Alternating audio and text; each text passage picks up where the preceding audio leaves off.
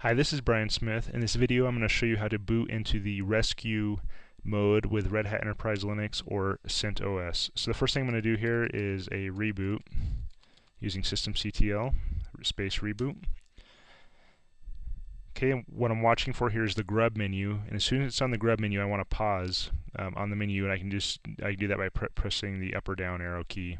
All right, and then scroll to your default option, which here was the top one, and then press E for edit on your keyboard, and then scroll all the way down to where it says Linux 16, and then scroll to the end of the command here, and you can either press the right arrow or just press end to go to the very end of the line.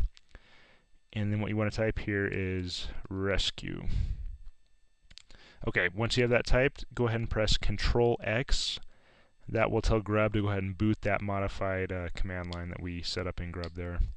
Okay, and we're now booted into rescue mode. It's going to prompt for the root password. Go ahead and type that in, and you're now in rescue boot mode. If you have any questions, please post them in the comments. Thanks, and I hope you have a great day.